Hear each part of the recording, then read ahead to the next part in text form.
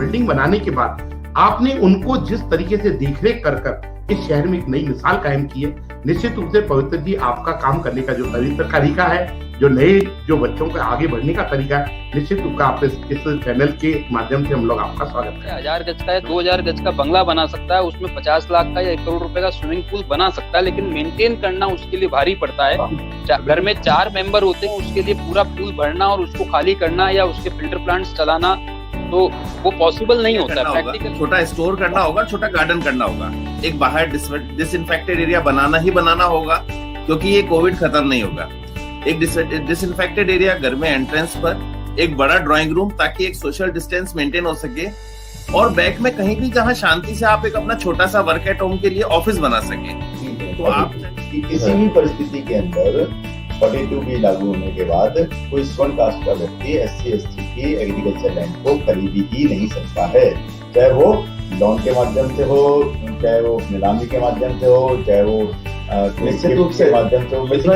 ये आपको ध्यान रखना होगा कि SC/ST में आप किसी भी कंडीशन में आगे देखिए, जहाँ पर उसने बैंक से स्टेट नीलामी में खरीदा तभी वो उसका मालिक न बन पाया, तो ऐसी कोई जिसका लैंड यूज खेती का हो, एग्रीकल्चर हो और SC/ST लैंड है, तो निश्चित रूप से आप उसको नहीं खरीद सकते। देखिए बायलॉज के हिसाब से ही बनाए, प्रॉपर सेटबैक छोड़े, एक ढंग का आर्किटेक्ट हायर करें, ढंग का बिल्डर या कॉन्ट्रैक्ट बिल्डर को कॉन्ट्रैक्ट देवे, और सारी टर्म्स कंडीशंस पहले ही एग्रीमेंट कर लेवे।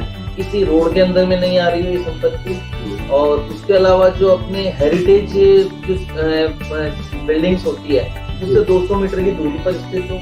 इस तरह से पूरी संपत्ति में क्लियरिटी, जो टाइटल क्लियर है वो देखना पड़ता है कि खातेदारी गैर खातेदारी भूमि है, इन सबको देखते हैं कि जब फाइल जमा होती है 90A की, जब आईटीआर रिटर्न पे की आईटीआर रिटर्न प्रॉपर नहीं होती या भरी हुई नहीं होती या डिसकंटिन्यूड होती है कि एक रिटर्न भरी फिर अगले साल हमने नहीं भरी और फिर हमने एक भर दी, तो बीच में गैप होता है, तो कई बैंक्स उसको कंसिडर नहीं करते हैं, या उनकी सिविल रिपोर्ट, या फिर उनका आप मान लीजिए सिविल भी ठीक है तो उनके कोई पुराने लोन्स है वो खराब, सिविल में भी पुराने लोन्स दिख रहे हैं वो खराब है, या प्रॉपर्टी पेपर का कोई टेक्निकल डिफॉल्ट है, जो आप नई प्रॉपर्टी दिखा रहे हो वो एक टेक्निकल डिफॉल्ट मिल जाता है, एज फैक्टर और अनेक कई प्रकार है, वो कई रीजंस रहते हैं जिसके कारण आपका जो हाउसिंग लोन है वो रिजेक्ट होता है। बट क्योंकि उन्होंने कंस्ट्रक्शन के टाइम उसका सोल्यूशन नहीं ढूंढा, या उसका एक सर्टेन जो कि काम उस टाइम 4 आने में हो सकता था या 20 पैसे में हो सकता था, अब वो करने के बाद काम कभी टाइल मतलब आपका एक चीज तो कहना मानना पड़ेगा, आप ये कह रहे हैं कि जब भी आप कुछ कराएं तो उससे पहले कंस्ट्रक्शन से पहले आप उसकी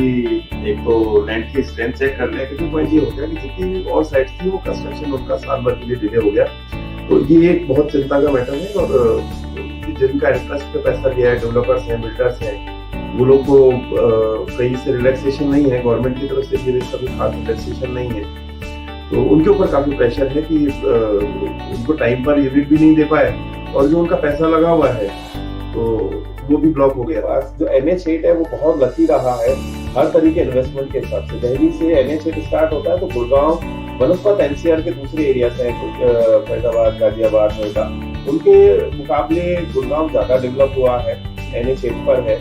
और सेम यही स्थिति आज अगर आप जयपुर से जब सिटी एरिया से बाहर निकलना लोग शुरू हुए तो तब वैशाली नगर में लोग कहते थे कि वहाँ क्या बसेगा, बट आज के डेट में अगर आप वैशाली में चले जाए तो लाख रुपया गज में सिर्फ रेजिडेंशियल प्लॉट है, और कमर्शियल तो आप भूल ही जाए कि अब आपको कुछ मिलेगा।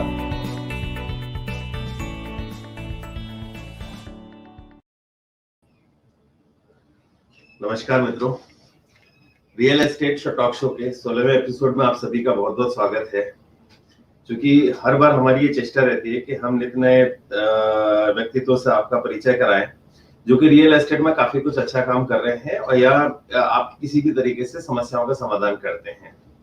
उसमें हम लोग का काफी कोशिश रहती है कि चाहे कमर्शियल फील्ड से लेकर लोग हों, चाहे लीजिंग फील्ड से हों, चाहे कंस्ट्रक्शन साइट से लेकर से संबंधित लोग हों। इसी कड़ी को आगे बढ़ाते हुए आज हम जिन व्यक्तित्व से आपका परिचय कराने जा रहे हैं वो किसी परिचय के वैसे मोहताज नहीं है।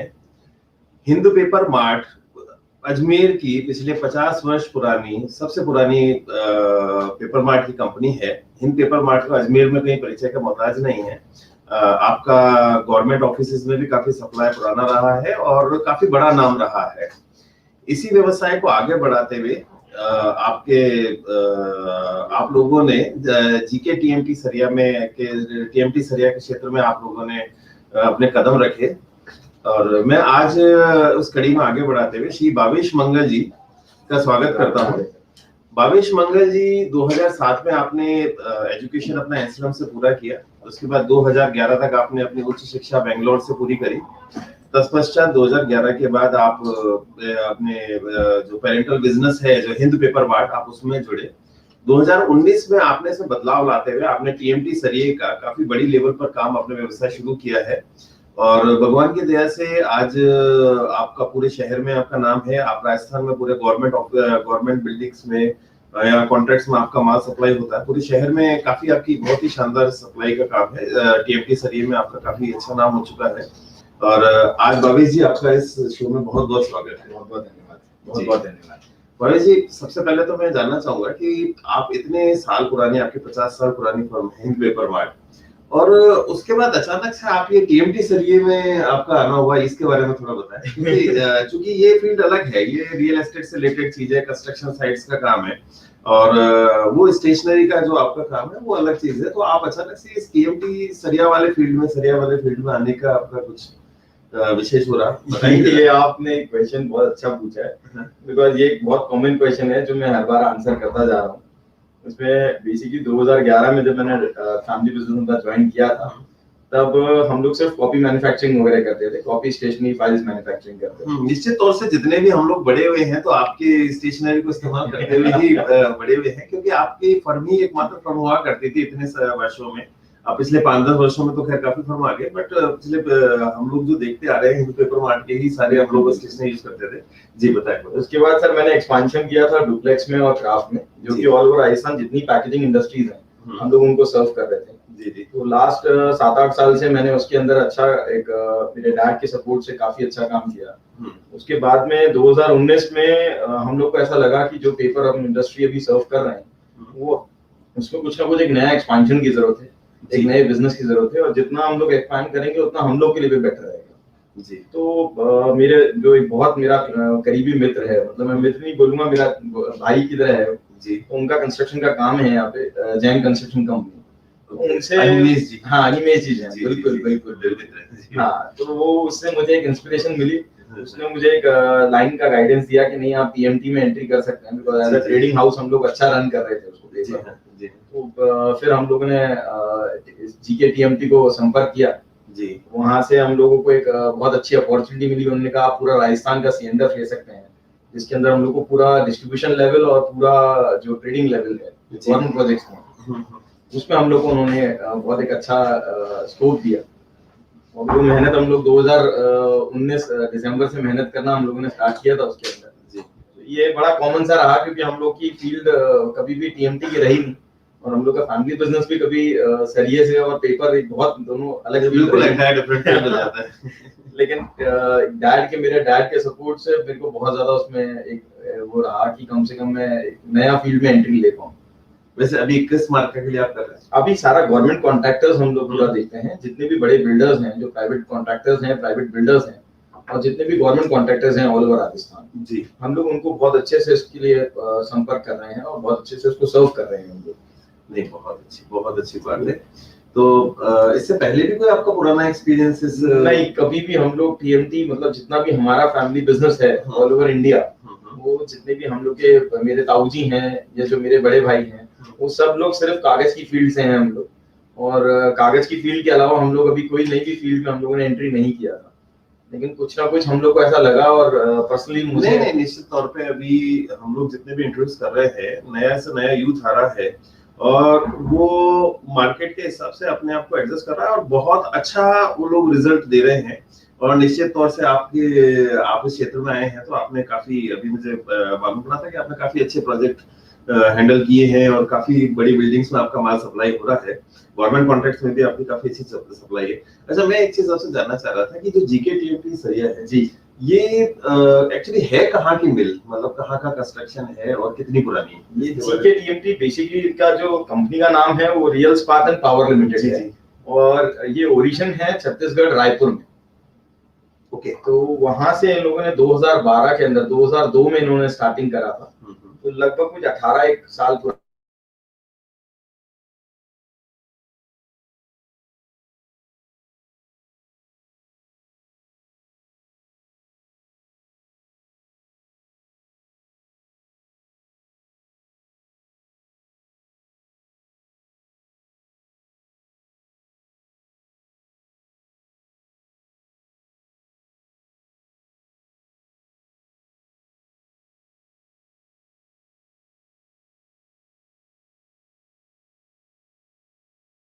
विजन है। और जो मैं ऐसा समझता हूँ कि जब मैं इस फील्ड में आया तो मुझे ऐसा महसूस हुआ कि यहाँ इस चीज को लेके थोड़ा सा कंफ्यूजन है और लोग बाग इस चीज को लेके क्लियर नहीं है।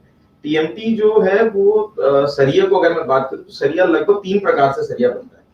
एक सरिया जो बनता है जो कि प्राइमरी टीएमटी सरिया होता है, जो कि क्वालिटी बनाता है टाटा, सेल, RINL, JSW वगैरह, जो कि अपने आप में बहुत पुराना ब्रांड है। और वो लोग जो बनाते हैं वो डायरेक्ट आयरन ओर से बनाते हैं, मतलब आयरन की खदानें होती हैं, उस आयरन की खदानों से आयरन और कोल मिला के एक डायरेक्ट टीएमटी बनाया जाता है थर्मेक्स टेक्नोलॉजी के हिसाब से। तो वो हमेशा सर प्योरेस्ट फॉर्म होता है टीएमटी का, और वो सबसे अच्छी क्वालिटी का भी बनता है और सबसे बेहतरीन प्रोडक्ट रहता है।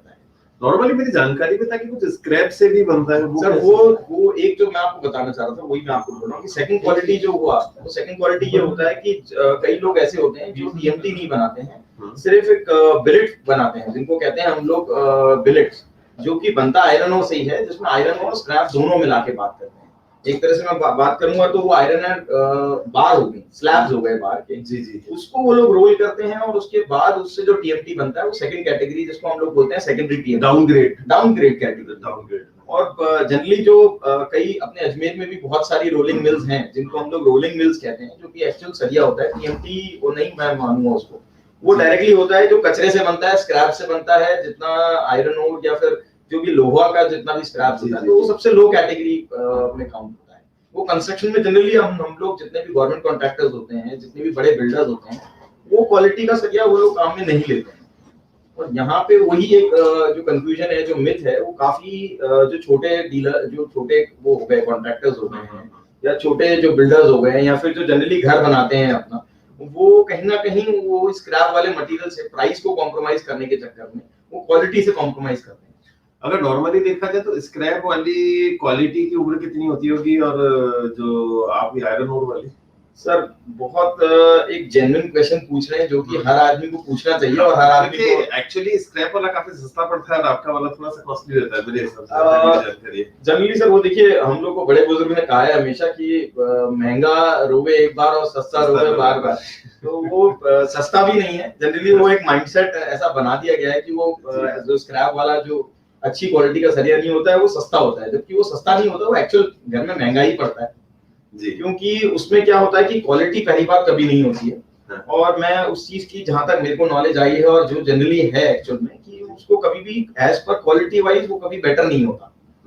तो कंस्ट्रक्शन के लिए मैं उसकी लाइफ आपको ये नहीं कह पाऊंगा कि उसकी लाइफ बहुत छोटी होती है। आप एक बार जीवन में एक बार ही मकान बनाते हैं, एक बार ही बिल्डिंग बनती है, जिसकी उम्र हम लोग 50 साल गिनते हैं, चाहे अपार्टमेंट हो, चाहे गवर्नमेंट की बिल्डिंग हो, चाहे रेजिडेंशियल प्रोजेक्ट। बिल्कुल सही है। तो ऐसी चीज लगाना जिससे आपका टिकाऊपन कम होता है, तो मैं खुद उसके लिए सजेस्ट नहीं करूंगा। यही बात यही है। उसमें बेसिकली क्या होता है सर, जो भी अपन टीएमटी अगर अच्छी क्वालिटी का टीएमटी लगाते हैं, तो लगभग उसकी एक स्पैन ऑफ टाइम जो होता है वो 100 साल 125 साल होता है। हमारे बुजुर्गों ने कोई चीज मटेरियल लगाई थी, वो हम लोग आज भी यूज कर रहे हैं। और आज कोई प्रेजेंट में हम लोग जैसे नई टेक्नोलॉजी आ चुकी है, तो जितना नई टेक्नोलॉजी और जितना अपग्रेडेड टेक्नोलॉजी का हम लोग मटेरियल यूज करेंगे, तो वो हमारे लिए बहुत बेटर होगा। और क्योंकि टीएमटी जनरली बिल्डिंग्स के लिए बनता है, तो सबसे बड़ी बात है कि वो लाइफ सेविंग है। अगर कहीं भी हम थोड़ा सा भी कॉम्प्रोमाइज करते हैं, तो वो बहुत ज्यादा मतलब मेरे हिसाब से हम लोग एक लाइफ रिस्क पे जा रहे हैं।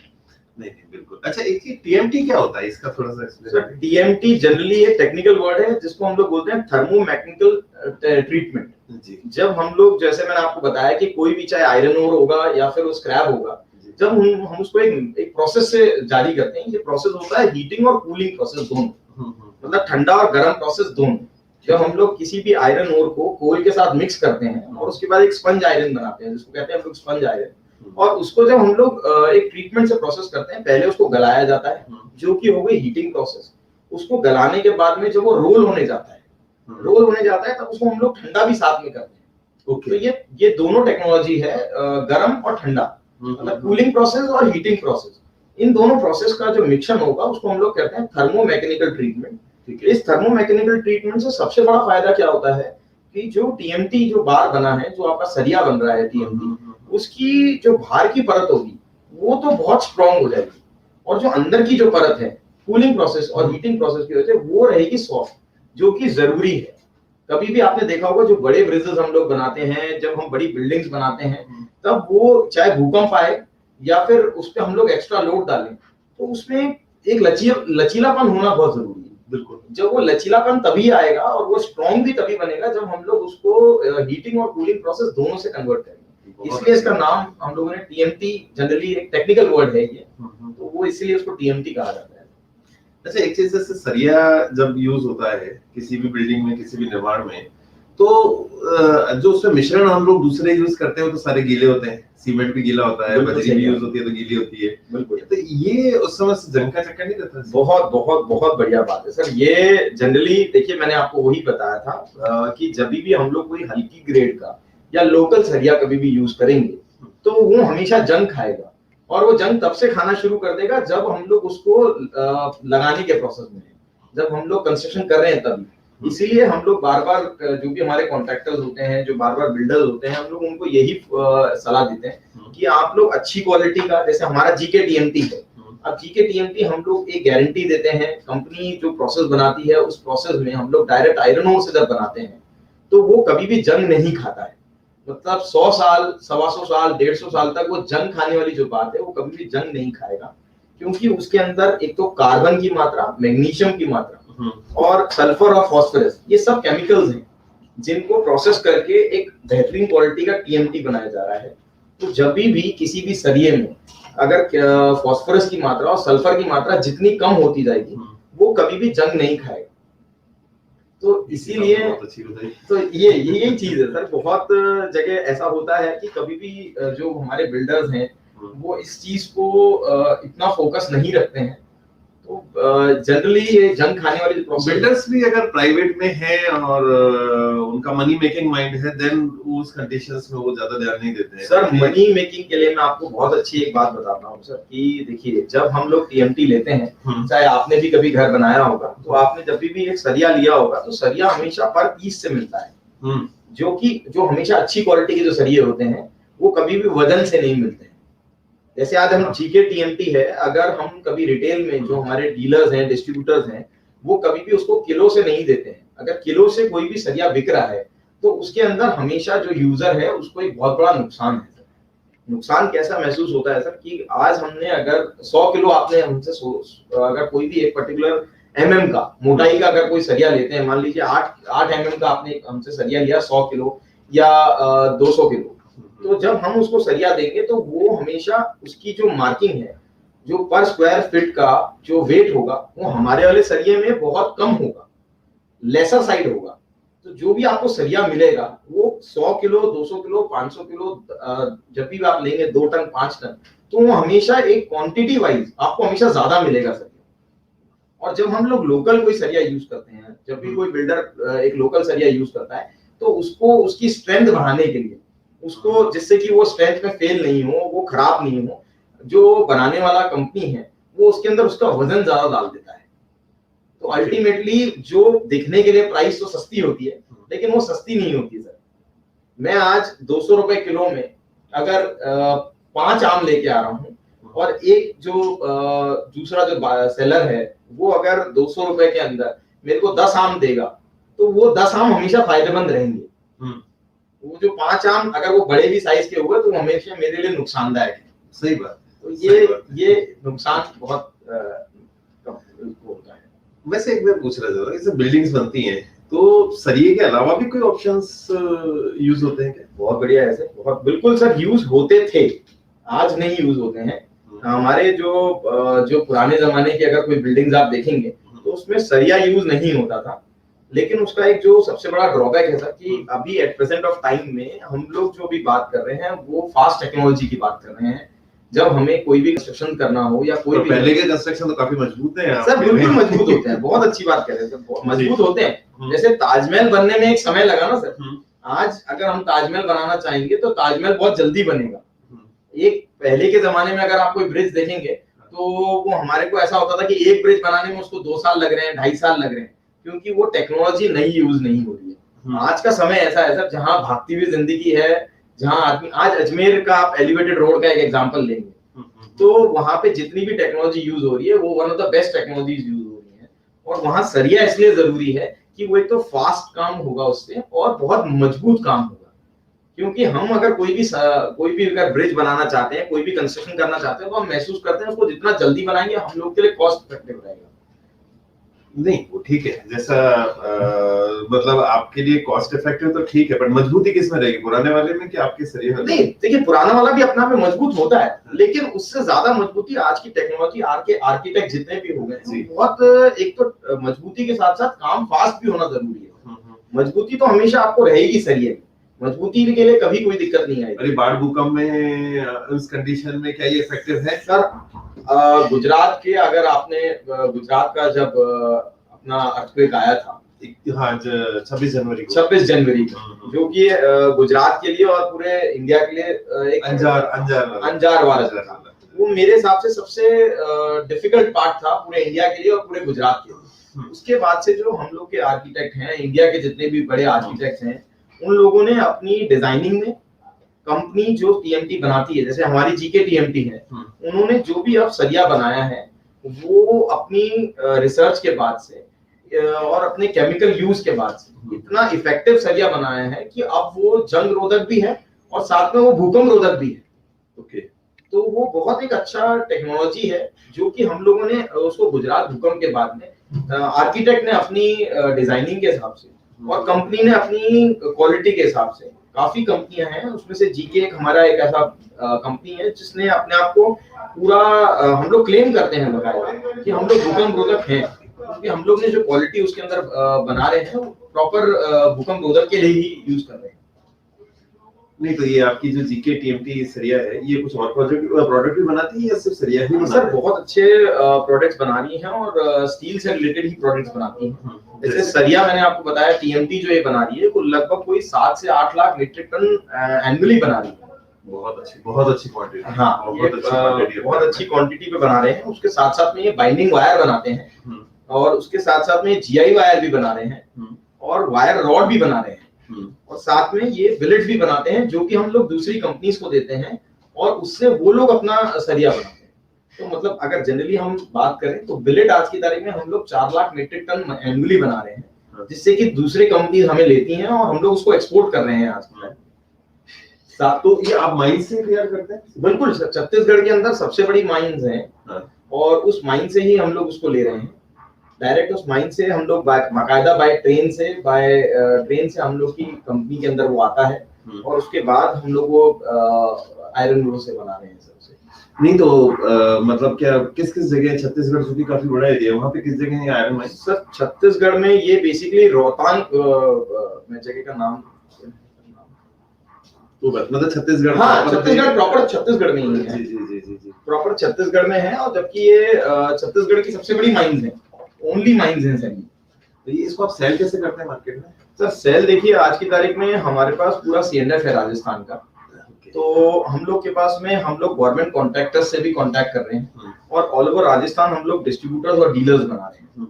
अभी जनरली हम लोगों ने अजमेर में हमारा एक डिस्ट्रीब्यूटर बनाया है, किशनगढ़ के अंदर हम लोग के डिस्ट्रीब्यूटर्स हैं, पाली के अंदर है, सोजत में है, जोधपुर में है, उदयपुर में है, कोटा में है।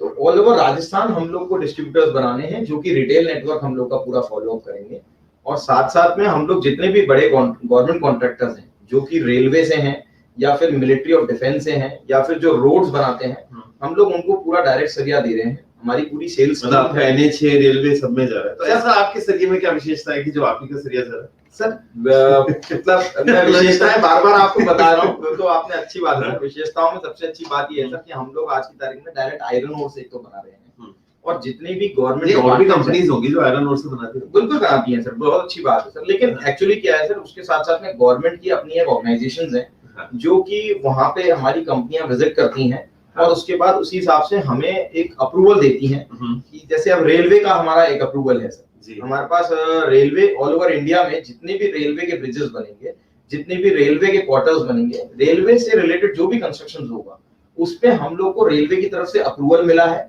हम लोगों ने हर 5 साल में उसको रिन्यू कराते हैं। हर 5 साल में हम अपनी जो क्वालिटी है वो रेलवे के डिपार्टमेंट से अप्रूव करते हैं। उसके बाद हमें, जैसे कि आज की तारीख में हमें आरडीएसओ अप्रूव्ड हो गया जी। साथ में हमारे पास मिलिट्री ऑफ डिफेंस, जो कि हम कहते हैं कि आज की तारीख में मिलिट्री कि उनके अपने स्टैंडर्ड्स होते हैं, अगर आप उनको फॉलो नहीं करोगे, उनको फुलफिल नहीं करोगे तो वो एंट्री नहीं मिलेगी, बिल्कुल एंट्री नहीं मिलेगी। तो हम लोग हर साल वो जितने भी हमारे जो स्टैंडर्ड्स हैं, जो मापदंड हैं, उसको हम लोग प्रॉपर तरीके से रखते हैं। आज की तारीख में हमारा एमईएस के अंदर हम अप्रूव्ड है ऑल ओवर इंडिया। हमारा मिलिट्री के अंदर मटेरियल जाता है, जो भी मिलिट्री के कंस्ट्रक्शन होते हैं, मिलिट्री के जितने भी कंस्ट्रक्शन होते हैं उसमें हम लोग जा रहे हैं। जितने बड़े रोड्स बन रहे हैं आज, जो सेंट्रल गवर्नमेंट है या फिर स्टेट गवर्नमेंट है, वो कंस्ट्रक्शन पे इतना ज्यादा फोकस कर रही है, तो हमारे पास जितने भी रोड्स वगैरह बन रहे हैं आज, उस पे सब जगह हमारा अप्रूवल है। तो इसीलिए जितने भी गवर्नमेंट कॉन्ट्रैक्टर्स हैं, और दूसरा क्या है सर, कॉस्ट इफेक्टिव मटेरियल है हमारा। हम जितने भी बड़े जो हैं, जैसे टाटा हो गया, सेल हो गया, जेएसडब्ल्यू वगैरह हो गए, हम लोग की क्वालिटी, हम लोग के जितने भी अप्रूवल्स हैं वो equivalent to Tata, JSW, RINL है। बट अगर जब हम उसको रेट की बात करते हैं तो हमारा 3 से 4,000 मीट्रिक टन, 3 से 4,000 रुपए पर मीट्रिक टन हमारा प्राइसेस कम है। ओके, तो आप अगर वैसे देखा जाए तो एक छोटे से छोटे कॉन्ट्रैक्टर को कम से कम एक बिल्डिंग बनाने के लिए, एक रोड बनाने के लिए उसको 500 टन, 1,000 टन मटेरियल लगता है। तो अगर वो हमारा मटेरियल यूज करता है तो जितना वो एक कॉन्ट्रैक्ट में नहीं कमाएगा, उतना वो एक हमारी स्टील यूज करके और वो अपने बिल्डिंग को स्ट्रॉन्ग भी बना सकता है, बेटर भी बना सकता है, और अपनी कहीं ना कहीं कॉस्ट को कम कर, मतलब बजट फ्रेंडली है। इससे 2 बेनिफिट मिलते हैं। एक तो कॉन्ट्रैक्टर को भी बेनिफिट मिलता है। रीजन ये कि कोई भी कॉन्ट्रैक्ट होता है तो उसमें इतने मार्जिन्स नहीं होते, इतना ज्यादा कंपटीशन है कि उनको कई बार अपनी रेट से नीचे जाकर भी करना पड़ता है। कई बार सिर्फ अपनी बुक्स को मैनेज और स्ट्रॉन्ग करने के लिए भी उनको वो करना पड़ता है। तो ऐसी कंडीशन में यही उनकी एक बचत है जिसके थ्रू वो अपना प्रॉफिट मार्जिन को थोड़ा सा इंक्रीज कर सकते हैं कि अच्छी क्वालिटी की चीज और ठीक ठाक बजट में मिल जाए, तो उससे बेटर तो कुछ हो नहीं सकता। एक चीज मैं आपसे जानना चाह रहा था, आरसीसी में इसकी कितनी जरूरत है अपने सरिये की, और इससे इसकी उम्र पर कितना फर्क पड़ता है? सर देखिए, आरसीसी जब पहले जमाने में आरसीसी हुआ करती थी तो वो जनरली बिना सरिये के हम लोग पट्टियों से भी काम करते थे। आज की जो आरसीसी है उसके अंदर सरिया बहुत ज्यादा जरूरी भी हो गया है और जल्दी फास्ट भी काम होगा। जैसे मैंने आपको पहले भी बताया, आज की तारीख में अगर मैं वैसे कैलकुलेट करता हूँ तो कोई भी बिल्डिंग बनाने के लिए जैसे 1 स्क्वायर फीट के अंदर हम लोग जनरली कोई भी कमर्शियल बिल्डिंग अगर बनती है तो लगभग 4 किलो सरिया लगता है, और कोई रेजिडेंशियल अगर बिल्डिंग बनेगी तो उसके अंदर लगभग 1 स्क्वायर फीट के अंदर 2 से 2.5 किलो सरिया लगता है। इतना फर्क है? इतना फर्क इसलिए है सर क्योंकि जो भी रेजिडेंशियल बिल्डिंग बनती है वो जनरली उतना एक तो इतनी बड़ी नहीं होती है। जितनी भी मल्टी स्टोरी बिल्डिंग्स है उसमें 4 किलो ही लगेगा, लेकिन कोई अपना घर बनाना चाहेगा तो वो 2 फ्लोर या 3 फ्लोर का ही बनाता है। तो उसकी अकॉर्डिंग मतलब उसकी स्ट्रेंथ के अकॉर्डिंग डिसाइड करता है। और इसकी दोनों में लाइफ सेम रहेगी हमेशा। लाइफ लगभग 100 साल से ज्यादा की लाइफ मिलती है। तो ये तो बात हो गई आपकी कमर्शियल की, और कि भाई आपको मल्टी स्टोरी बना रहे हैं तो उसमें 4 किलो, या कोई बड़ा हैवी प्रोजेक्ट है तो उसमें 4 किलो पर स्क्वायर फीट लगता है जी। और रेजिडेंशियल है 2-3-4 मंजिल का तो उसमें 2-2.5 किलो। बिल्कुल। लेकिन हम ओवरब्रिज भी तो बनाते हैं, हम डैम भी तो बनाते हैं सर, उनका क्या, उनका जो भी हम लोग कंस्ट्रक्शन करेंगे उसमें हमेशा एक स्क्वायर फीट वाला एरिया हमेशा रहेगा, चाहे वो डैम होगा चाहे वो आपका कोई भी ओवरब्रिज होगा। तो कैलकुलेशन हमेशा कहीं ना कहीं सेम रहती है। दूसरा, जब भी कोई भी कॉन्ट्रैक्टर बिल्डिंग बनाता है तो उसके साथ में उसका एक स्ट्रक्चरल डिजाइनर भी होता है। वो उसे और बेटर साइड में बता पाता है कि अगर आप ये वाला सरिया यूज करते हैं, अगर आप अच्छी क्वालिटी का सरिया यूज करेंगे तो आप हमेशा आपके स्टील में आप उसको बेटर स्ट्रेंथ के लिए आपका एक तो क्वांटिटी हमेशा कम लगेगी और आपको बिल्डिंग लाइफ लॉन्ग स्ट्रॉन्ग रहेगी। जैसे एक लाइव एग्जांपल मैं आज की तारीख में आपको बताता हूँ, अजमेर स्मार्ट सिटी के अंदर में 3 से 4 प्रोजेक्ट्स अभी नए बन रहे हैं, जिसके अंदर जेएलएन के अंदर 2 9 फ्लोर की बिल्डिंग्स बन रही हैं। एक में वो लोग तो मतलब एक चाइल्ड पूरा वो बना रहे हैं, चाइल्ड ब्लॉक पूरा बना रहे हैं, और एक पूरा मेडिसिन ब्लॉक बन रहा है। उसके अंदर हम लोग का आज की तारीख में जीकेटीएमटी सरिया यूज होगा, और साथ में आजाद पार्क के अंदर एक इंडोर स्टेडियम पूरा बन रहा है। तो मतलब आप रेलवे, हाईवे और मतलब इनके अलावा आप ये भी हॉस्पिटल्स जितने भी हो गए, जितनी भी स्मार्ट सिटीज है राजस्थान, जी जी जी, चाहे वो जयपुर हो गया, चाहे वो कोटा हो गया, चाहे वो उदयपुर हो गया, या फिर वो जोधपुर हो गया, हम लोग ने सब जगह अप्रूवल्स लिए हैं। यहाँ तक कि हमारा यहाँ पे एक डिपार्टमेंट है रमसा करके, जो ऑल ओवर राजस्थान है, जितने भी गवर्नमेंट स्कूल्स होती हैं वो डिपार्टमेंट रमसा बनाता है। हाँ, वहां पे भी हम लोग का अप्रूवल्स है पूरा। तो अप्रूवल हमें सिर्फ हमारी क्वालिटी की वजह से मिल रहा है, हमारी क्वालिटी की वजह से, हमारी सर्विसेज की वजह से, हमारी रेट्स की वजह से।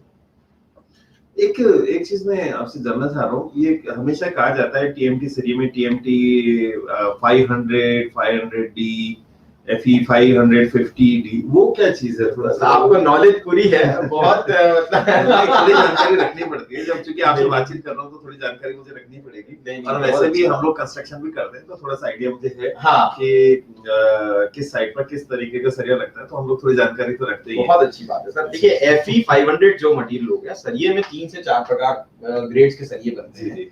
जो भी अच्छा बना रहे हैं वो हमेशा बनाते हैं FE 500D। अब मैं FE को आपको बता देता हूँ, FE केमिकल कंपोजिशन, आयरन का केमिकल कंपोजिशन नाम है, इसलिए वो हमेशा FE आता है। 500 का मतलब होता है कि जब भी हम लोग कोई उसकी केमिकल टेस्टिंग वगैरह कराते हैं तो उसकी स्ट्रेंथ हमेशा 500 से प्लस आती है। रही बात D की, तो D हमेशा एक डक्टिलिटी का मतलब है। अब डक्टिलिटी को आप क्या बोलेंगे? डक्टिलिटी हो गई उसकी फ्लेक्सिबिलिटी। सरिया मतलब ये मुझे लगता है काफी लोगों के लिए ये जानना बड़ा शॉकिंग सा होगा, बट सरिया कभी भी हमेशा एक फ्लेक्सिबल सरिया यूज होना चाहिए। अगर आपने वो कैसे चेक हो, चूंकि स्ट्रेंथ तो उसकी ये जब कैसे पता पड़ेगा? मतलब आप सरिये को तो मोड़ भी नहीं सकते, तो फ्लेक्सिबिलिटी का कैसे पता सर? वो ये होता है कि जब भी आप कोई अच्छी क्वालिटी का सरिया लेते हैं तो उसकी केमिकल टेस्टिंग और उसकी फिजिकल टेस्टिंग रिपोर्ट हमेशा कंपनी के साथ आती है। और जो भी आपका टेक्निकल बंदा होगा या जो भी आपका स्ट्रक्चरल डिजाइनर होगा, वो कंपनी के अकॉर्डिंग उसकी रिपोर्ट चेक करके वो ये चेक कर सकता है फिजिकली भी और केमिकली भी। इसके लिए all over Rajasthan, all over India government की पर्टिकुलर लैब्स हैं, उस लैब्स में वो मटेरियल टेस्ट होता है। साथ में हम लोग एक टेस्टिंग सर्टिफिकेट भी देते हैं कि हमारा जो प्रोडक्ट है उसके अंदर इतनी फ्लेक्सिबिलिटी है, और जब भी आप सरिये को कितना भी बेंड करेंगे वो सरिया क्रैक नहीं होना चाहिए। हाँ, मेन बात तो उसी से ही उसकी हमेशा जब भी D यूज होता है तो D का मतलब है डक्टिलिटी। जी जी जी। अच्छा, ये हमारे मित्तल साहब लिख रहे हैं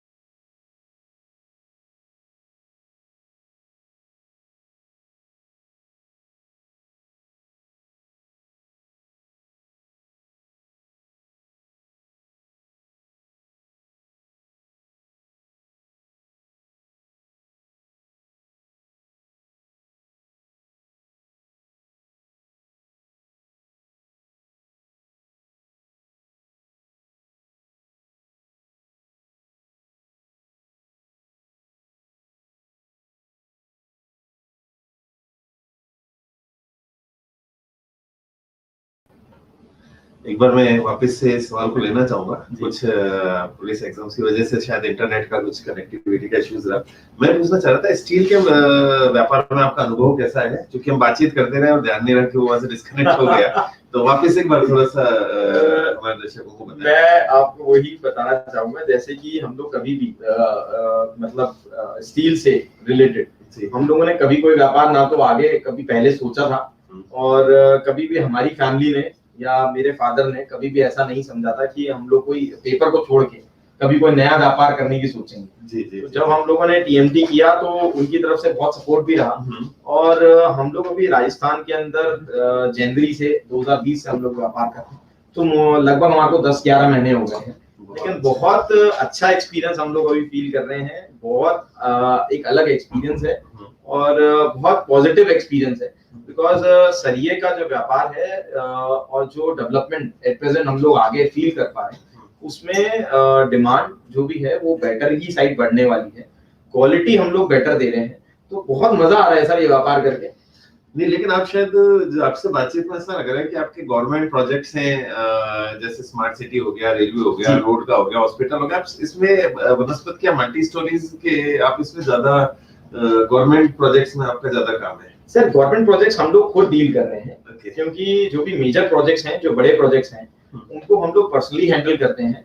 जितने भी मल्टी स्टोरीज हो गए या प्राइवेट कॉन्ट्रैक्टर्स हो गए, प्राइवेट बिल्डर्स हो गए, उसके लिए जो हमारे डिस्ट्रीब्यूटर्स हैं और जो डीलर्स हैं, ओके, समझ में आ गया। मतलब आप लोगों ने इसका क्राइटेरिया सेट कर रखा है। बिल्कुल कि नहीं, बहुत अच्छी बात, बहुत अच्छी बात। मैं एक चीज जानना चाहता हूं, गवर्नमेंट डिपार्टमेंट ने अपना एक बीएसआर इशू किया हुआ है। बीएसआर उनको है, ये bureau of schedule for rates, ये उनका एक स्टैंडर्ड एक पूरी बुकलेट आती है, जिसके अंदर उन्होंने हर एक चीज का एक मापदंड डिसाइड किया हुआ है। उस मापदंड में हमारे पास आज की तारीख में पूरे India wise joint plan commission है, जो कि स्टील अथॉरिटी ने एक डेवलप करी है, जो कि एक गवर्नमेंट ऑर्गेनाइजेशन है। उससे हमें सर्टिफिकेट मिला हुआ है प्राइमरी टीएमटी का। तो रियल इस्पात एंड पावर लिमिटेड जो हमारी कंपनी है, उसका ब्रांड है जीके टीएमटी, वो हम आज की तारीख में पूरे राजस्थान में, पूरे इंडिया में as a primary producer, as a integrated steel plant हम लोग वहां पे वो है अप्रूव्ड है। अभी आप किस गवर्नमेंट या सेमी गवर्नमेंट डिपार्टमेंट या जो सरकारी किससे जुड़े हुए हैं, किस से मैंने आपको पहले ही बताया मिली भी आपको वो मिला हुआ है? जी, मैंने आपको पहले ही जैसे बताया था कि हम लोग आज की तारीख में रेलवे में पूरी तरह से अप्रूव्ड हैं। एमईएस में हम लोग मिलिट्री ऑफ डिफेंस जो उसमें पूरा अप्रूव्ड है। एनएचआई जो है, जितने भी रोड बनने के जितने भी कॉन्ट्रैक्ट्स हैं, और उसमें हम लोग 100% अप्रूव्ड हैं। ठीक है। उसके बाद हमारे पास यहाँ पे रमसा है, जो कि स्टूल्स बनाता है, उसमें हम लोग अप्रूव्ड हैं। और जितने भी पीडब्ल्यूडी डिपार्टमेंट्स हैं उनमें अप्रूव्ड हैं। स्मार्ट सिटीज हैं उनमें अप्रूव्ड हैं हम लोग। ऑब्वियसली स्मार्ट सिटी का प्रोजेक्ट तो खैर इसमें बहुत बड़ा प्रोजेक्ट है और एक ड्रीम परियोजना है मोदी जी की। और मैं एक चीज जानना चाह रहा था, क्योंकि अब गवर्नमेंट डिपार्टमेंट से काम करना इतना आसान तो नहीं है सर। बिल्कुल सही कह रहे हैं। तो वहाँ कैसे आप इसको सॉल्यूशन करते हैं? क्या होता है कि वहाँ आप भी समझते हैं, मैं भी समझता हूँ कि क्यों इजी नहीं है। उस स्थिति में आप कैसे मैनेज करते हैं और किन किन समस्याओं का सामना आपको करना पड़ता है? सर बहुत ये मैं चाहूँ, मतलब एक बहुत पॉजिटिव इसका मैं जवाब दूंगा आपको। जितने भी गवर्नमेंट डिपार्टमेंट्स हैं उनमें एक सबसे बड़ा क्राइटेरिया है कि कोई भी गवर्नमेंट ऑफिसर या कोई भी गवर्नमेंट डिपार्टमेंट हमेशा सिर्फ क्वालिटी पे फोकस रखता है।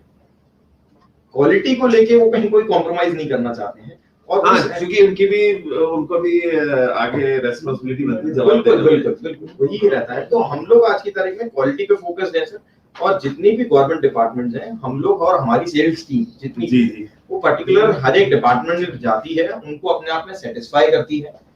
दूसरा, हमारे लिए सबसे बड़ा बेनिफिशियल क्या रहता है कि जितने भी डिपार्टमेंट्स हैं उनके जो फादर डिपार्टमेंट्स हैं, जो मदर डिपार्टमेंट्स हैं, फादर डिपार्टमेंट्स हैं, उनसे हमारे ऑलरेडी अप्रूवल मिल चुका होता है। तो हमें जाके जितने भी गवर्नमेंट ऑफिसर्स हैं उनको एक सिर्फ एक पेपर दिखाना होता है, उन्हें सेटिस्फाई करना होता है अपनी क्वालिटी को लेके। ये आपने सही कहा कि उनका एक माइंडसेट रहता है कि हमेशा वो टाटा यूज कर लें या वो सेल यूज कर लें। वो हाँ, लेकिन जैसे एक टेस्टिंग होती है किसी भी सरिये या किसी भी चीज की टेस्टिंग होती है, उसमें किस लेवल पर आपका सरिया बैठता है? क्योंकि ऑब्वियसली मतलब वो चीज तो बिल्कुल सही कह रहे हैं, ऐसा वो नहीं लेंगे जब तक कि प्रॉपर उसका टेस्टिंग नहीं होगा। बिल्कुल किस ग्रेड में बैठता है वो तो कुछ आप बताएंगे? ये सारे क्वेश्चंस हमसे गवर्नमेंट डिपार्टमेंट वाले पूछते हैं, तो मैं परफेक्ट हो चुका हूँ। सर जितने भी हम लोग जितने डिपार्टमेंट्स होते हैं उनको हम लोग एक बहुत अच्छा एक ऑप्शन देते हैं कि आप अपना जो भी आपकी लैब है, आपकी गवर्नमेंट लैब है, वो हमारा टेस्टिंग कराते हैं वहां सरिये का। वो प्रॉपर एक एक चीज की टेस्टिंग होने के बाद उनको एक सेटिस्फैक्टरी टेस्टिंग रिपोर्ट्स मिलती हैं और उसके बाद ही वो हमें एक अप्रूवल देते हैं, सेकेंडरी अप्रूवल। जितने भी वहाँ गवर्नमेंट ऑफिशियल्स हैं, और सबसे बड़ी बात है कि गवर्नमेंट के अंदर सेंट्रल गवर्नमेंट ने आज से 10 साल पहले एक नॉर्म निकाला था जिसके अंदर कोई भी पर्टिकुलर ब्रांड को वो प्रमोट नहीं कर सकता है। पहले क्या होता था कि 10 साल पहले, 12 साल पहले तक सिर्फ 4 या 5 ऐसी मेजर कंपनियां होती थी जिनका मटेरियल गवर्नमेंट कॉन्ट्रैक्ट्स में लगना चाहिए।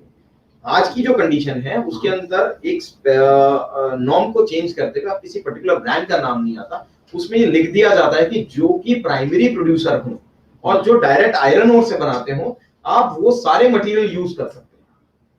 तो हमारे पास, मैं स्टार्टिंग से आपको कह रहा हूं कि हमारे पास मेजर सारे अप्रूवल्स हैं, हम लोग आयरन ओर से बनाते हैं वो उस स्टैंडर्ड को मेंटेन करते हुए। इसलिए हमें बड़ा इजी होता है किसी भी गवर्नमेंट डिपार्टमेंट में जाके और उसके लिए उसको प्रमोट करना या फिर उसको यूटिलाइज करवाना। और जो कॉन्ट्रैक्टर होता है हमारा वो हमसे इतना खुश होता है क्योंकि हम एक तो उसका पैसा, दिमाग में एक सवाल चल रहा था कि आप कॉन्ट्रैक्टर हो गया, बिल्डर हो गया, ये आप ही का सरिया क्यों यूज करें? सर सबसे बड़ी बात है कि एक तो उसको क्वालिटी बहुत बेटर मिलती है। हाँ। उसको सारे गवर्नमेंट के जितने अप्रूवल्स हैं वो उसे कराने की जरूरत नहीं होती क्योंकि हम लोग सारे अप्रूवल्स ऑलरेडी अप्रूवल के साथ में उसको एक हमारे जितने भी प्रोफाइल है, कंपनी की प्रोफाइल है, वो उसको सबमिट करते हैं। दूसरा, उसको रेट का जो क्राइटेरिया है, रेट उसको बहुत रीजनेबल मिलता है, उसके लिए बेनिफिट है। साथ में उसको जितने भी अप्रूवल्स हैं गवर्नमेंट डिपार्टमेंट से वो उसको सारे मिलते हैं। तो उसके लिए बड़ा इजी होता है वो मटेरियल यूज करना। जैसे मैंने आपको बताया जितने भी स्मार्ट सिटीज हैं उसमें हम लोग आज की तारीख में ये मटेरियल यूज करवा रहे हैं और वो लोग मटेरियल बहुत इजीली यूज कर रहे हैं। तो मतलब अच्छा, रियल एस्टेट में जैसे क्या यूज में हो सकता है आपका? देखिए एक्चुअली जैसे बिल्डर का हो गया, कॉन्ट्रैक्टर हो गया, हमारे फील्ड में आप कैसे इसको इस्तेमाल करते हैं? सर देखिए, रियल एस्टेट में आज की पोजीशन में आफ्टर कोरोना जो मुझे समझ में आता है कि जनरली लोगों का मानना ऐसा था, कई लोगों से मेरी बातचीत हुई, उनका ऐसा मानना था कि कोरोना के बाद में व्यापार कम हो जाएगा, व्यापार खत्म हो जाएगा, रियल एस्टेट डाउन हो जाएगा। ये बात सही है, बट उसका हुआ इसका बिल्कुल उल्टा ही है। हाँ, और उसका बिल्कुल उल्टा। इनफैक्ट काफी तेजी हम लोग भी अनएक्सपेक्टेड हम लोग के लिए भी था कि हमारा बिजनेस में 4 टाइम्स इंक्रीज हुआ है। और ये चीज तो खैर है, पर हाँ आप बताएं, मैंने आपको बात बीच में काट दी। नहीं, आपने बिल्कुल अच्छी बात बोली है क्योंकि सबसे बड़ी बात क्या है सर, आज की तारीख में जब कोरोना का लॉकडाउन पीरियड रहा ऑल ओवर इंडिया, तो सब लोगों ने एक चीज महसूस करी कि जिस घर में वो रह रहे हैं और जितने मेंबर उस हिसाब से रह रहे हैं वो कहीं ना कहीं उनके लिए प्रॉब्लमेटिक रहा, वो थोड़ा सा अनकन्वीनियंट रहा उनके लिए। तो आज का जो टाइम है, अब लोगों ने अपनी डिमांड्स को, अपनी कंफर्टेबिलिटी को इंक्रीज करने के लिए उन्होंने मकान उनके लिए लेना बहुत जरूरी हो गया और काफी लोग अपने खुद के शहर में शिफ्ट भी हुए हैं। सीधी सी बात है, अभी एनआरआईज की सबसे ज्यादा मतलब हमारे पास डिमांड आई है। एनआरआईज की भी डिमांड है सर, और जितने भी जितने बड़े मेट्रो सिटीज में जो रह रहे थे वो टायर 2 और टायर 3 सिटीज में कन्वर्ट हुए हैं। तो आगे जो फ्यूचर है वो बहुत स्ट्रॉन्ग है और उस हिसाब से हम लोग को ऐसा लगता है कि एक तो इन्वेस्टमेंट पर्पस के हिसाब से भी बहुत अच्छी चीज है रियल एस्टेट में भी, और साथ में लोगों को एक माहौल चाहिए जहां वो खुलेपन से रह सकें, जहां वो कन्वीनियंटली रह सकें, जहां पे अगर परिवार में 10 लोग हैं तो एटलीस्ट अब उन्हें ये समझ में आया है कि उन्हें एटलीस्ट 6 कमरे, 7 कमरे, 10 कमरे चाहिए। सीधी सी बात है, बहुत उनके लिए कन्वीनियंट रहना बहुत जरूरी हो गया है। पर एक चीज और सर, ये का भाव वोलेटाइल बहुत होते हैं, बहुत मतलब मेरी जहां तक जानकारी है कि बहुत जल्दी उसके रेट्स चेंज होते हैं, बहुत सारी चीजें फ्लक्चुएशंस आती हैं, तो उससे आप लोगों पे क्या इम्पैक्ट आता है? सर देखिए, सरिये को अगर मैं वैसा देखा जाए तो इसे बोलते हैं काला सोना। तो जैसे सोने के भाव रोज ऊपर नीचे होते हैं, क्योंकि और से बनता है, बनता है इसलिए तो ये काला सोना है, तो इसके भी भाव रोज ऊपर और नीचे होते हैं।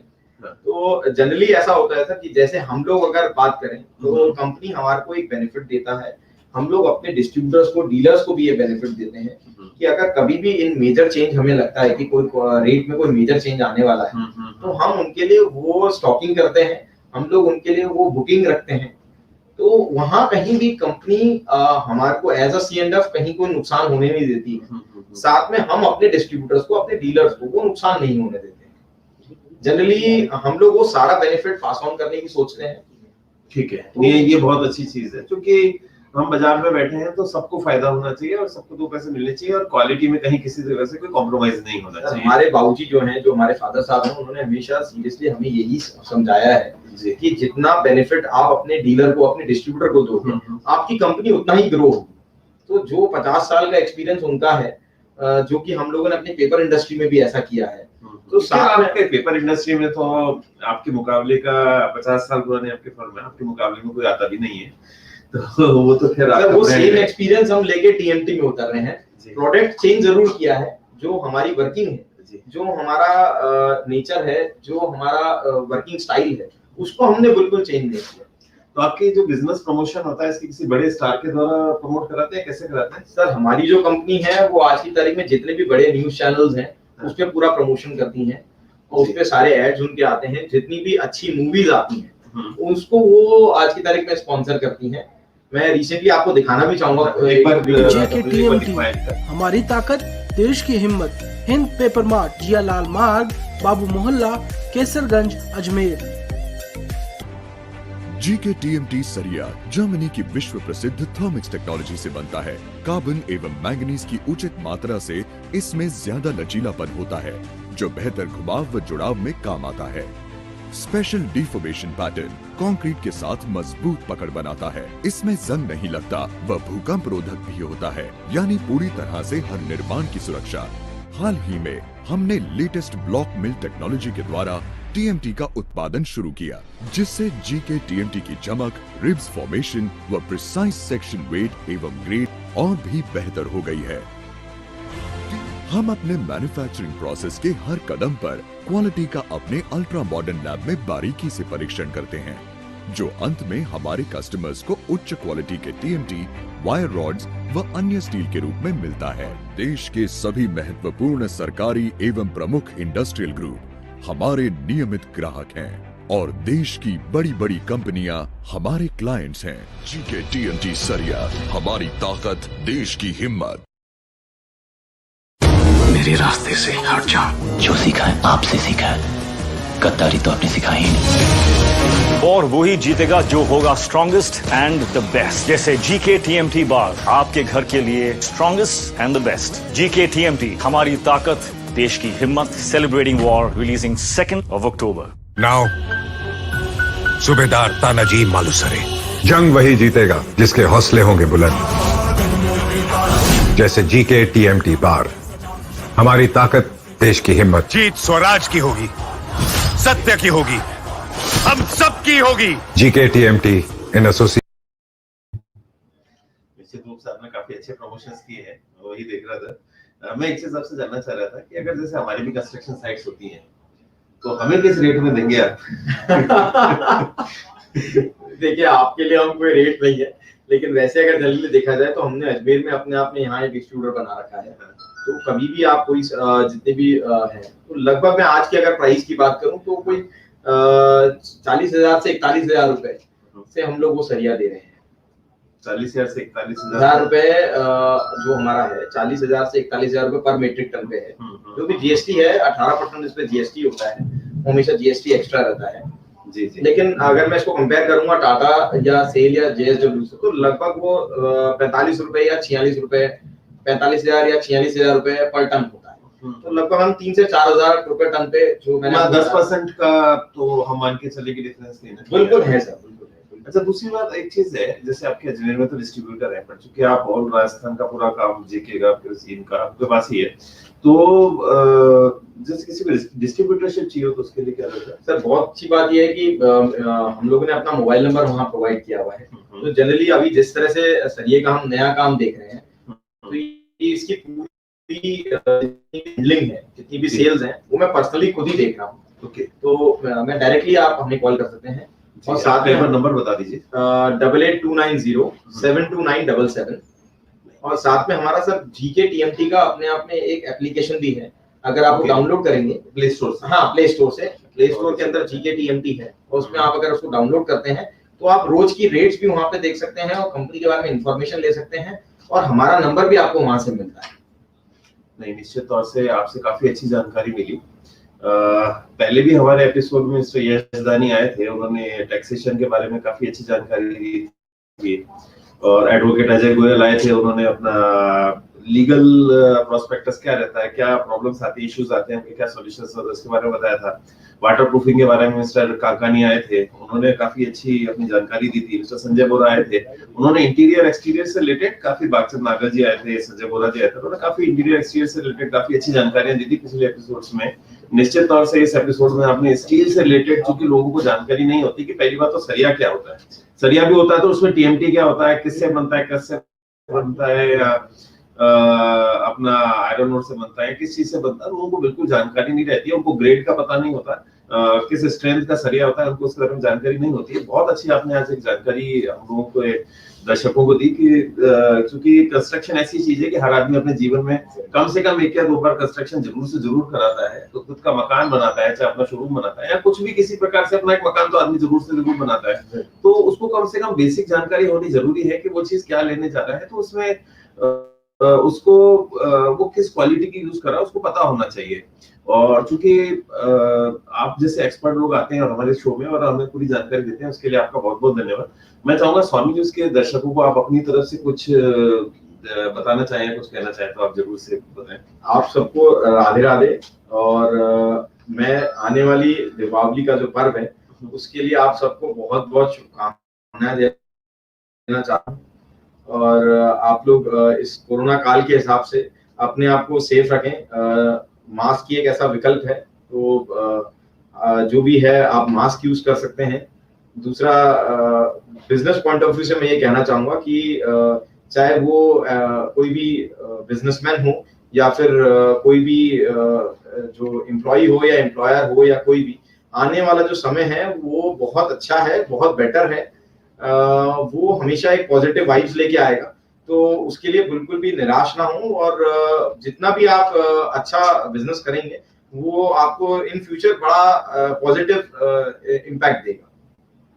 निश्चित तौर से अभी हम लोगों ने पिछले कुछ एपिसोड में हमारा मेन उद्देश्य रहा कि वो यूथ जो मार्केट में बहुत अच्छा काम कर रहा है, चाहे किसी भी क्षेत्र में हो, रियल एस्टेट से संबंध हो, किसी भी क्षेत्र का हो, रियल एस्टेट में बहुत सारे डाइवर्सिफाइड होते हैं, तो उस यूथ को हम आगे की कोशिश कर रहे हैं कि वो अपने दम से बाजार में क्या परिवर्तन ला रहे हैं।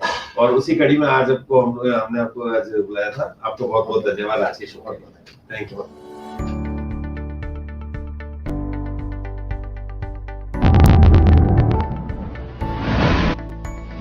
और बिल्डिंग बनाने के बाद आपने उनको जिस तरीके से देखरेख कर इस शहर में एक नई मिसाल कायम की है, निश्चित रूप से पवित्र जी आपका काम करने का जो तरीका है, जो बच्चों के आगे बढ़ने का तरीका है, निश्चित रूप से आप इस चैनल के माध्यम से हम लोग आपका स्वागत करते हैं। 1000 गज का या 2000 गज का बंगला बना सकता है, उसमें 50 लाख का या 1 करोड़ रुपए का स्विमिंग पूल बना सकता है, लेकिन मेंटेन करना उसके लिए भारी पड़ता है। घर में 4 मेंबर होते हैं, उसके लिए पूरा पूल भरना और उसको खाली करना या उसके फिल्टर प्लांट्स चलाना, तो वो पॉसिबल नहीं होता है। प्रैक्टिकल छोटा स्टोर करना होगा, छोटा गार्डन करना होगा, एक बाहर डिसइंफेक्टेड एरिया बनाना ही बनाना होगा, क्योंकि ये कोविड खत्म नहीं होगा। एक डिसइंफेक्टेड एरिया घर में एंट्रेंस पर, एक बड़ा ड्राइंग रूम ताकि एक सोशल डिस्टेंस मेंटेन हो सके, और बैक में कहीं भी जहां शांति से आप एक अपना छोटा सा वर्क एट होम के लिए ऑफिस बना सके। तो आप किसी भी परिस्थिति के अंदर 42B लागू होने के बाद कोई स्वर्ण कास्ट का व्यक्ति SC/ST की एग्रीकल्चर लैंड को खरीद ही नहीं सकता है, चाहे वो लोन के माध्यम से हो, चाहे वो नीलामी के माध्यम से हो, चाहे वो निश्चित रूप से माध्यम से। ये आपको ध्यान रखना होगा कि SC/ST में आप किसी भी कंडीशन में आगे देखिए, जहाँ पर उसने बैंक से स्टेट नीलामी में खरीदा तभी वो उसका मालिक न बन पाया, तो ऐसी कोई जिसका लैंड यूज खेती का हो, एग्रीकल्चर हो और SC/ST लैंड है, तो निश्चित रूप से आप उसको नहीं खरीद सकते। देखिए बायलॉज के हिसाब से ही बनाए, प्रॉपर सेटबैक छोड़े, एक ढंग का आर्किटेक्ट हायर करें, ढंग का बिल्डर या कॉन्ट्रैक्ट बिल्डर को कॉन्ट्रैक्ट देवे, और सारी टर्म्स कंडीशंस पहले ही एग्रीमेंट कर लेवे।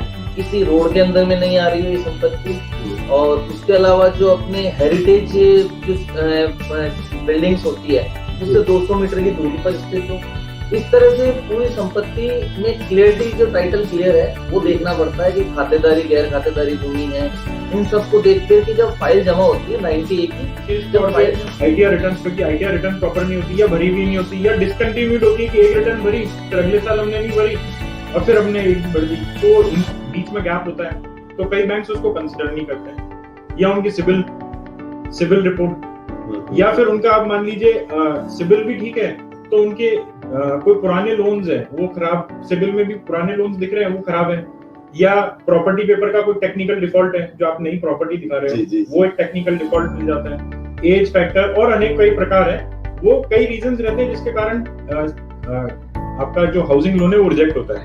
बट क्योंकि उन्होंने कंस्ट्रक्शन के टाइम उसका सोल्यूशन नहीं ढूंढा, या उसका एक सर्टेन जो कि काम उस टाइम 4 आने में हो सकता था, या 20 पैसे में हो सकता था, अब वो करने के बाद में काम करने टाइल मतलब आपका एक चीज तो कहना मानना पड़ेगा, आप ये कह रहे हैं कि जब भी आप कुछ कराएं तो उससे पहले कंस्ट्रक्शन से पहले आप उसकी एक तो लैंड की स्ट्रेंथ चेक कर लें, क्योंकि पॉइंट ये हो गया कि जितनी भी और साइट्स थी वो कंस्ट्रक्शन उनका साल भर के लिए डिले हो गया, तो ये एक बहुत चिंता का मैटर है। और जिनका इंटरेस्ट पे पैसा लिया है, डेवलपर्स हैं, बिल्डर्स हैं, वो लोग को कहीं से रिलैक्सेशन नहीं है, गवर्नमेंट की तरफ से ये सभी खास रिलैक्सेशन नहीं है, तो उनके ऊपर काफी प्रेशर है कि उनको टाइम पर यूनिट भी नहीं दे पाए और जो उनका पैसा लगा हुआ है तो वो भी ब्लॉक हो गया। जो NH8 है वो बहुत लकी रहा है हर तरह के इन्वेस्टमेंट के हिसाब से। दिल्ली से NH8 स्टार्ट होता है तो गुड़गांव, बनस्पत NCR के दूसरे एरियाज हैं, फरीदाबाद, गाजियाबाद, नोएडा, उनके मुकाबले गुड़गांव ज्यादा डेवलप हुआ है, NH8 पर है। और सेम यही स्थिति आज अगर आप जयपुर से जब सिटी एरिया से बाहर निकलना लोग शुरू हुए तो तब वैशाली नगर में लोग कहते थे कि वहाँ क्या बसेगा, बट आज के डेट में अगर आप वैशाली में चले जाए तो लाख रुपया गज में से रेजिडेंशियल प्लॉट है और कमर्शियल तो आप भूल ही जाए कि अब आपको कुछ मिलेगा।